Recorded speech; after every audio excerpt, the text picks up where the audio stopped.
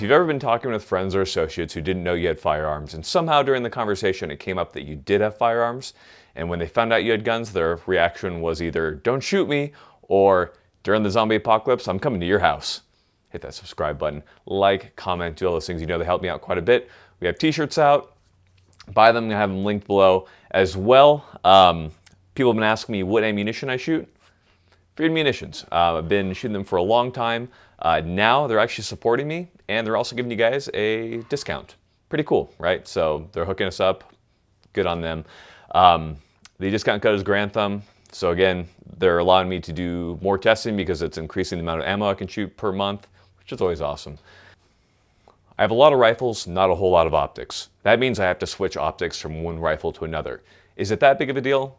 It depends. On some of the rifles, like especially when I'm moving from a 16-inch rifle down to like a 10.3 with a suppressor, I have to, when I swap that optic, re-zero, find the dope, all that kind of stuff. It's just wasting time and money. And I like to be pretty succinct when I go to the range. So a company called Moa Gh3 has made the M0 scope mount. What it is it's a section of rail that you can mount on the top of your rifle that is driftable for windage and elevation. That way you can zero the rifle to the optic.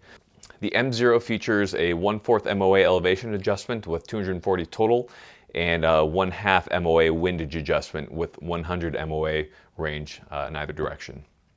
The M0 is also made in the USA. So if that doesn't make sense, let me kind of make this a little bit more plain. So if I have my Steiner on my 16-inch rifle, and Steiner is an awesome optic, however, it also costs more than I make in a month or 2 months. So because of that, I'm not going to buy another, so I have to swap it. So if I want to swap it from one rifle to another, all I do is I have it zeroed to rifle number 1, which is my 16-inch Noveske build. And when I need to switch it, I go ahead and I mount it onto my Aero Precision build with the Gh3 rail.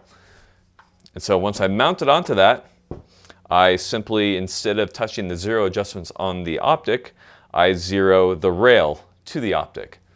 That way I haven't touched the zero on my Steiner. So that way after it's zeroed to my shorty build, go ahead and shoot it, shoot it, shoot it.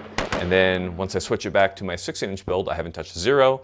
And if I put it in the correct rail slots, that should be marked, then there's no change in the zero. That way I don't have to screw around with it a whole lot. So it's kind of a cool little product, simple to use. We understand how the M0 works. So how does it held up? So I've fired approximately 1,000 rounds with this mount mounted to my rifle. In that time, I've done all my usual stuff. I bumped into cars, it's fallen off my sling, tripped over trash, tripped over barricades, all that kind of crap. Hit it against a lot of hard things, and it hasn't shifted zero in that time. So I'm very comfortable in saying that this will likely hold up to what most of you are going to be doing. Now, I'm sure that there are users out there who will manage to jack it up in some way or another, but I think it's fairly robust in my testing so far because I am not nice to equipment, especially when it's not mine. One concern I had kind of going into this was the fact that the adjustments were external. I was worried that it might get bumped and moved. But again, in all the time that I've been using this and screwing with it and running into things and having this rub against kit and everything, I've never had one of these knobs twist because they're fairly stiff and they have a very positive click. So I haven't seen that happen to me personally. I'm sure somebody might prove me wrong, but again, I am pretty harsh on this gear and the knobs have not twisted of their own accord through the variety of things that I'm doing, including coyote hunting. So it's good to go as far as that's concerned. Height. So the scope mount obviously raises your optic up. How much? From what I've seen, it's above a 1/3. So if you have an absolute mount, so for example, I have this Bobro mount on my Steiner, it's putting it above a 1/3, so somewhere closer to about a 193. So a lot of you might look at this and say, wow, 193 is way too tall. But for a lot of you Gumby build dudes out there, this actually might put it at a really comfortable position for you. For the rest of us, it actually works pretty well unless you're built like a battle gnome and you have no neck, in which case you might have to work with some cheek risers or something like that. But the one thing I will say is that I do like the 193 height.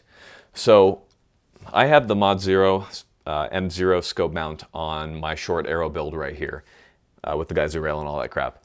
And with the 193 height, when I'm doing a lot of running and gunning, doing 3-gun, that type of thing, the 193 is a really comfortable height to have it at because it allows me to be more upright in my posture when I'm shooting. This allows me to have tighter grooves and be able to move more fluidly, I found. Shooting at distance isn't a problem.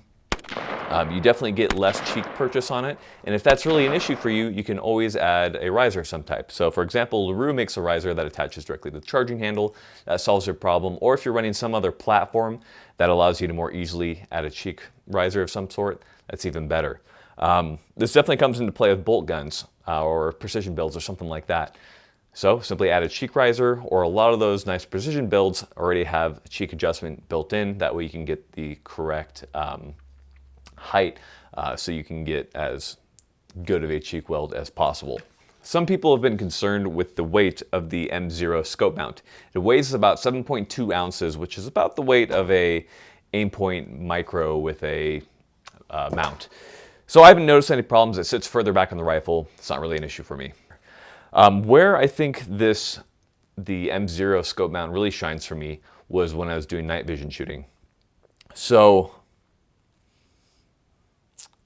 because this raises the optic so much, it makes it extremely simple to look through with night vision on. And if you've ever shot with night vision through an optic, and you might do that for one reason or another according to TTPs, then you'll know if even running a lower 1/3 that it can be difficult to get a good sight picture through the optic. Now, because this raises it so high, it's easier for me to look through. It's more natural for me to shoot through the optic with those night vision goggles on, and I found it to be a pleasure to do so. So for me, this kind of serves two purposes with the M0 scope mount. So when I'm not running some type of variable optic magnification on it, I have my EOTech on it, which is a lower 1/3, along with the scope mount, puts it super high, makes it super easy to shoot in night vision. When I'm not having it in my night vision setup and I'm having it for my CQB or 3-gun setup, then I can go ahead and put on my absolute mount variable scope, and then I'm running and gunning and having a good time. This product isn't for everybody. If you have multiple optics, you need to mount them onto other rifles, then it works incredibly well, especially if you don't want to spend a couple $1,000s on optics and still retain your zero easily. If you're built like a battle gnome, it might be a little bit of trouble, and you might have to add that cheek riser to there to ensure that you're getting the proper amount of cheek purchase to ensure that you're not getting like a neck weld on that. What it comes down to is options.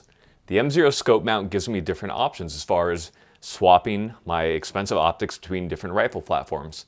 As well, it raises the height of the optic, which for me, I like when I'm running and gunning with some of my different builds that I have. Also, when I'm shooting through night vision, it makes it easier to do that, so it's a win in my book.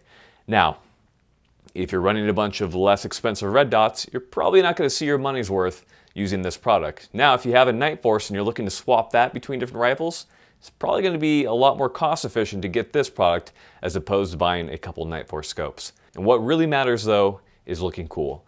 The M0 scope mount helps me be more upright when shooting, which makes me look cooler, and that's what matters, guys.